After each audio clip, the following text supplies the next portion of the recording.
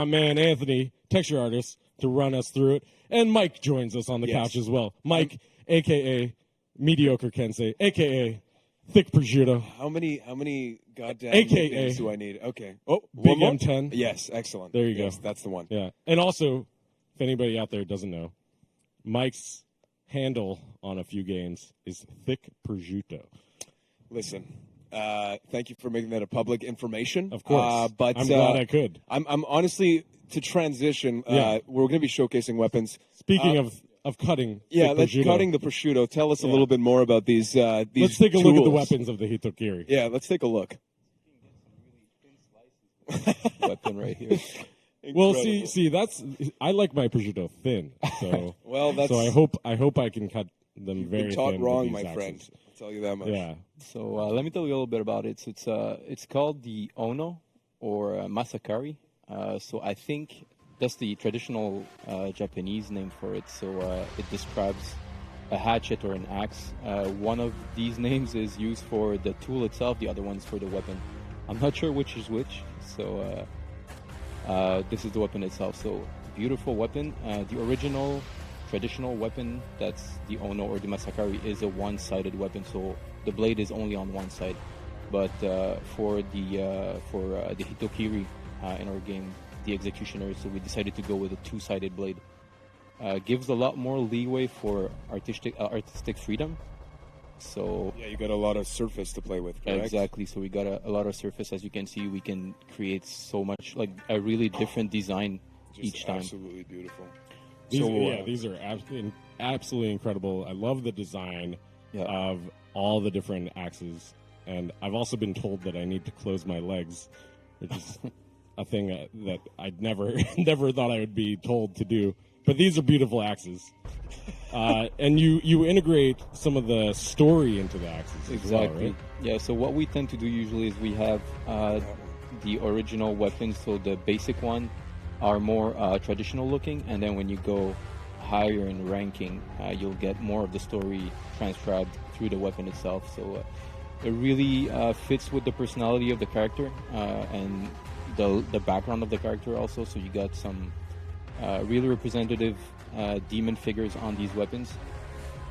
And there's a lot of leeway. That one I absolutely love. The white, the black and white. The one with the ivory. That is, it's just absolutely beautiful. The amount of detail that. Yeah, it doesn't look like it would be a clean cut. It looks more painful for some reason. Oh, absolutely. With the definitely teeth. Be a painful cut. Yeah. Like this one right here, absolutely beautiful. Actually, the one that's integrated in the CGI trailer. Exactly. If I'm not mistaken. So this one is the one that's in the trailer. Yeah. So, and there's so much detail on this helmet. Is that the little mask? Little head right there. So very representative of the character itself. You've seen these on the character and the demon sides of it. It's pretty beautiful. I really like this one because it tells a story. Right? Exactly. It tells the story of the Hitokiri. It shows the demons within. It has a bit of that duality. Soul collecting vibe. Yeah, soul collecting vibe, demon vibe. Murdery. Axe cutty vibe. I really like it. But it also shows the duality of the character that we've been talking about from an art side, from a narrative side, where there is that kind of light and darkness to this character. It's not so cut and dry that this character is so. Yeah, it's because they actually believe in what they're doing, right? Right. So they think and they're enjoying what they're doing. Yeah, as well. they say that you have the most fun at work when you're passionate about it. So you'll never have to work a day in your life if you love what you do. Exactly. And the Hitokiri clearly love what they do. Yeah, which is chopping off exactly. heads and soul sucking. Yeah. They take pleasure in it, and you can see it like through the weapon for sure.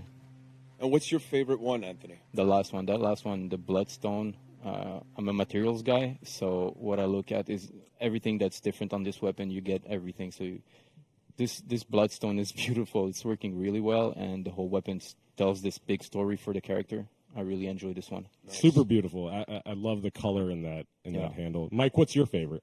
Well, we covered the white ivory one, which is beautiful. But I mean, you take any pick here. Honestly, I feel like they're all effective at what they do. Yeah, which is especially I love the spikes on that. Yeah, this one just looks like it hurts more. That's why it's my favorite, and it looks beautiful. So Yeah. And I don't know what's going on in the middle, but it's scary. So where do you draw a lot of the inspiration for these axes, and how do you build them out? I assume it's a team that you guys work with together that sort of focus on some main themes and then put it all together? Exactly. Yeah, it's a big team that works on this, and usually what we go for is the backstory of the character. We know what the weapon is, we know the backstory of this character, and we try to transcribe it through the weapon.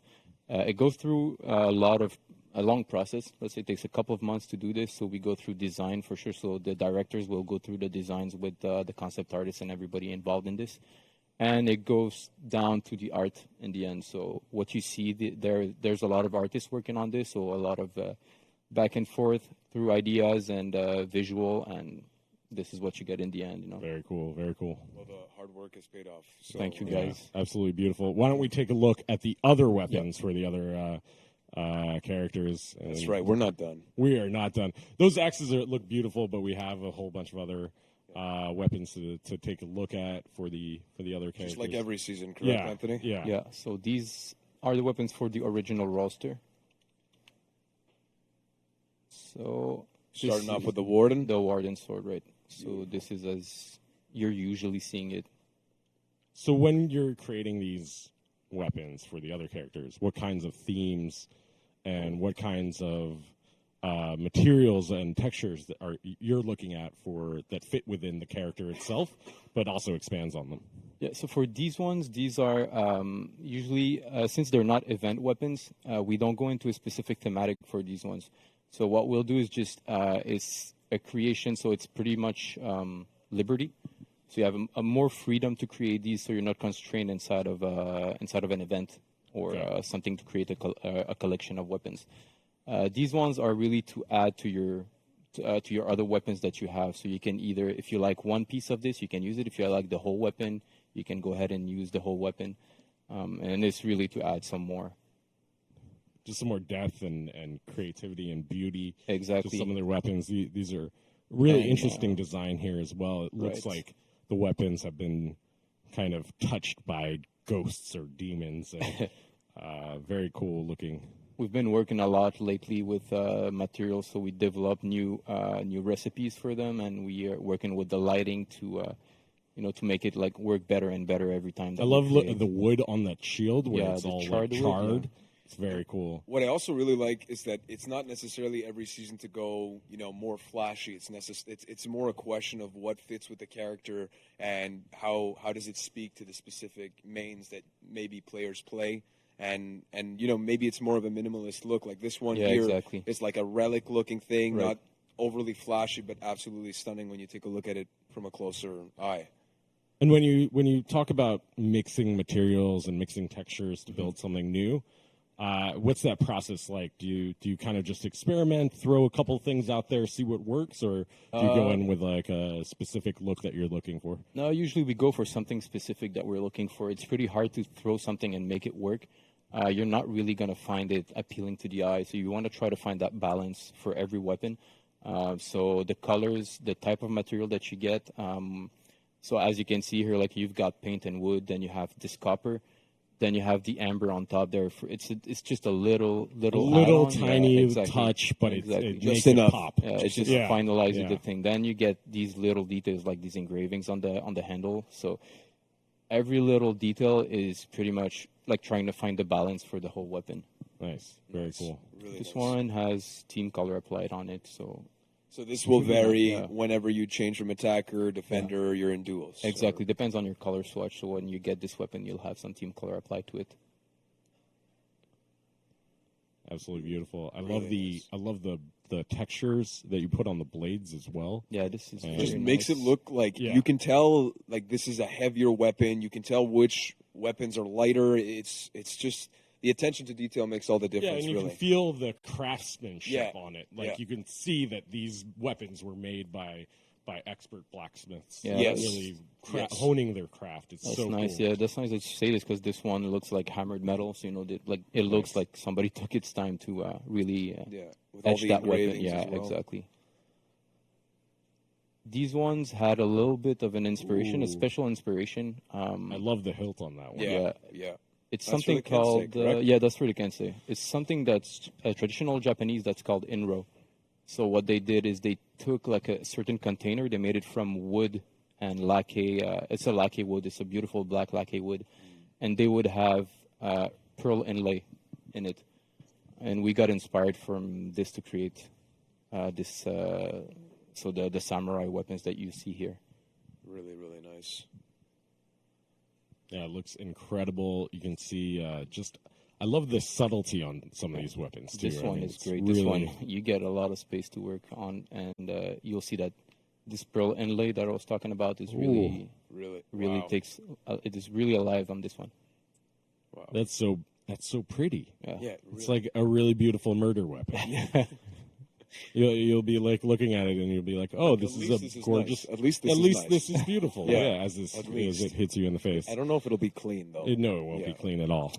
Be very What a dirty. shame. And we got the Woolen's weapons.